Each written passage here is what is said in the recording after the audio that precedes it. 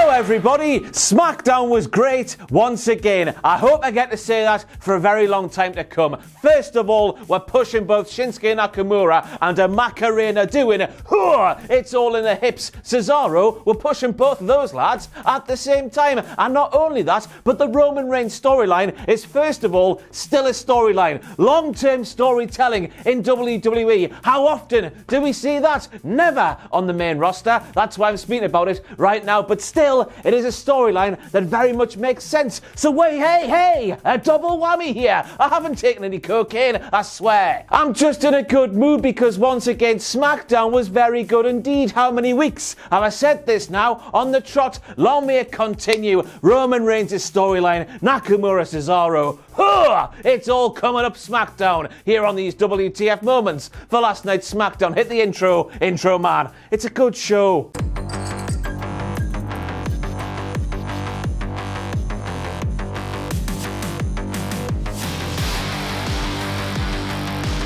And fee what I was saying to myself right at the top of last night's show because I did not know what to do with myself. What the hell is going on with those cameras right there? I was asking myself. It felt like for the first time in my entire life, I could see clearly now the rain had gone. I can sing as well. And of course, after watching this week's SmackDown, I got open my newspaper, my wrestling newspaper, and I read the news article saying that WWE had borrowed some cameras from Fox Sports who do the American football or something. 8K vision this was, but I was watching SmackDown, not knowing that news, thinking, hey, I've gained some mystical powers in my eyes. So I guess we're here to say, while covering a WWE show on a production-related ting, well done, Kevin Dunn. How often do we say that? Never. Run! The end is nigh, the end is nigh, time to run away, the end is nigh. And then we saw Jey Uso get on the microphone. He says all these WWE superstars, they get fresh towels in the locker room these days. They should be saying thank you, Roman. Hot food in the catering, thank you, Roman. And I was thinking to myself, Jey Uso, the superstars didn't get those things before Roman Reigns. The big dog himself, of course. Whoa, the #1 table salesman in all of North America. The superstars didn't get those things before he turned into a wonderful bastard. Man alive, WWE does sound like a terrible place to work, doesn't it? Even us here at Cultaholic, when we could all work in the same office at the same time, we got some lovely, nice hot pizza once a year, and it sounds like that's more than the superstars get in an entire year. Of course, on a more serious note, I understand what Jey Uso was doing. Just weird hypotheticals to pick in all the hypotheticals he could have picked from, don't you think? And then Jey Uso, in his role as a professional wrestling heel, trying to get some Heatington all over his sorry heely arse. He called Goldberg right here in January of 2021 Oldberg. And I was thinking WWE, and specifically those people who wrote that script there for Jey Uso, read the room, will you? Even I was stood here on a very recent video on this YouTube channel calling Goldberg Oldberg. And I love Goldberg. He is the reason I fell in love with professional wrestling. I think he's great, but even I want to see him lose at the Royal Rumble of 2021. Big claim coming up right now. That was a face turn on behalf of Jey Uso, that line right there. So down your drinks, seriously. And then Jey Uso called that kingly fellow right there Baron Big Head Corbin. And this might just be a WTF moment in this deranged mind, and this deranged mind right here only. But I was thinking to myself, Jey Uso, that's not how it goes. It's not Baron Big Head Corbin. It's Big Baldy Bastard Baron Corbin. Everyone knows it. Apart from you. And then,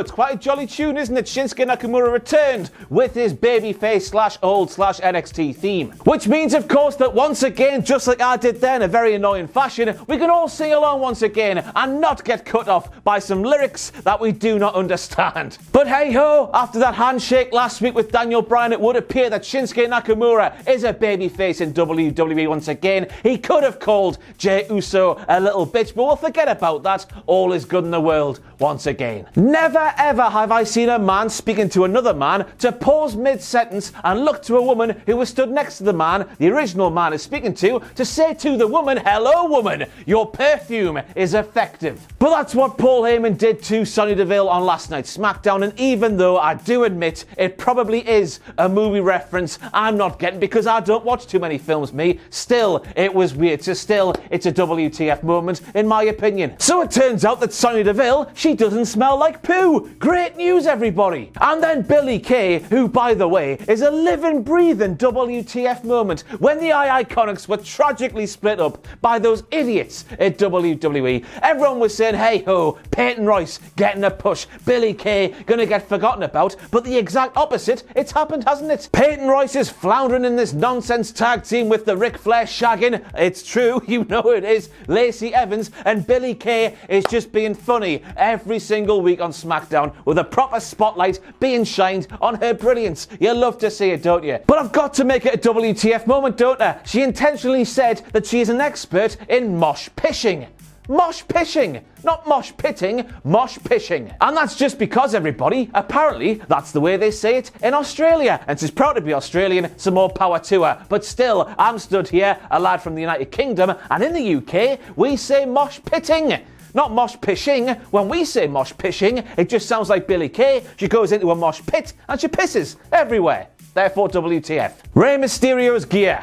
I'm sorry, normally it's fantastic. Normally, all the colours, everything works. It's a fantastic spectacle to see on a little human torso.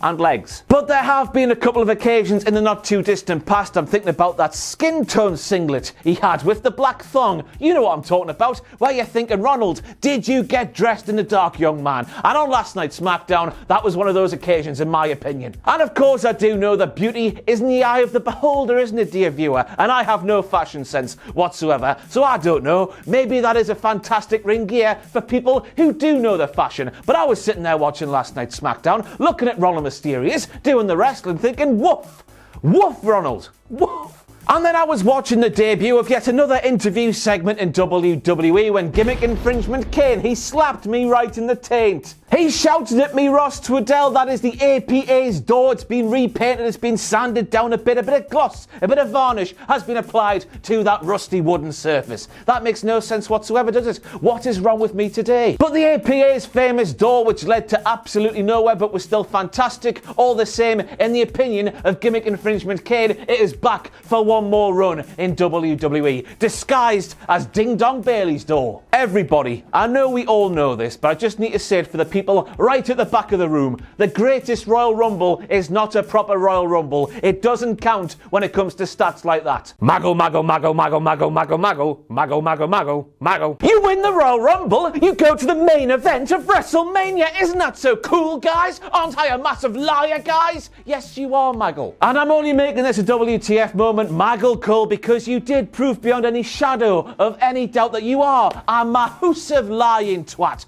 You say that line there to Shinsuke Nakamura and walk away from that scenario without your head or your bollocks being kicked off. And then we have the supposedly wholesome Big E. And I say supposedly wholesome because long-time viewers of this channel know that Big E has firmly been placed inside of my top 3 professional wrestlers since all the way back in 2015 when the New Day started to get good. But we have the supposedly wholesome Big E appearing on this week's SmackDown. He was looking comfy in a lovely sweater, but he had a fridge next to him and that fridge door was open. Imagine, right, you're at home, right, you go to the kitchen late at night, you make a sandwich, you maybe just leave the fridge door open overnight. Your mum comes down the next morning, your mum sees the fridge door's been open all night long and the house is burned down, isn't it? Not by the fridge catching fire, but by your mum catching fire. Ross, you go down to make a sandwich, you fat bastard, you leave the fridge door open, you think I'm made of money? That's what she says, isn't it? And Big E's doing that. Think about the electric bill, man, Big E.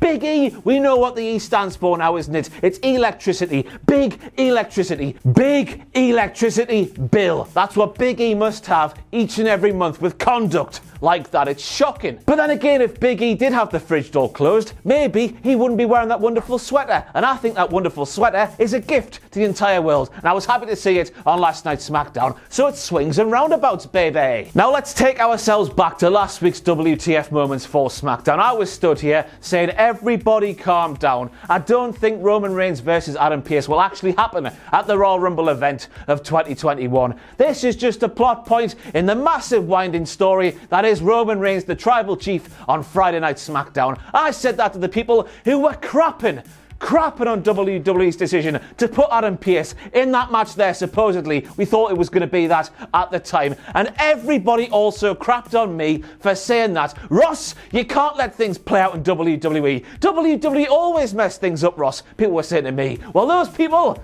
Aye. But the bigger WTF moment here is the fact that for the first time, I think since becoming Tribal Chief, Roman Reigns has looked weak. Adam Pearce outsmarted Roman Reigns. Adam Pearce knew that in all WWE contracts, which by the way Paul Heyman mentioned at the start of the show, there's always a card subject to change clause kind of thing. So Roman Reigns, despite presumably knowing that, he signed the contract, and because of that, Adam Pearce could pluck himself out of the last man standing match and put KO in his place. Lovely stuff, everybody. The story of the Tribal Chief, it rumbles on Friday Night SmackDown, and it still makes sense. And I'm saying that because a lot of you are saying, hey, it should have been Shinsuke Nakamura in Kevin Owens' place after what Shinsuke Nakamura went through on last week's SmackDown. But I'm saying to you, we're on the slow build to Nakamania. It's gonna happen. You watch it, maybe. Hopefully. And if you do recall, over the Christmas period, Kevin Owens was murdered through a table by Roman Reigns. So in the short term, Kevin Owens getting that match at the Royal Rumble, it kind of makes sense. Even though I don't know how many more times I want to see Kevin Owens getting his arse handed to him by Roman Reigns. It's happened more than enough already, hasn't it, WWE? One more won't hurt, will it? I love KO as well. So that's my reasoning for the Kevin Owens positioning making sense, and the Shinsuke Nakamura slow burn and presumable feud against Cesaro before we get to WrestleMania also making sense as well. Whew! I've been on one today, and I'm sorry if you didn't like it. But I have been Ross Twiddell from Cultaholic Wrestling, yet again another fantastic episode of SmackDown. Thank you for watching. By the way, I'm a Twitch streamer now. Every Friday night and every Sunday morning, GMT time, I'll be streaming FIFA-licious for you, baby. Newcastle United, it's all kicking off, let me tell you, buddy lad. Give it a watch, twitch.tv/Cultaholic. Thank you for watching this nonsense. I'll tone it down next week, I swear. See you later.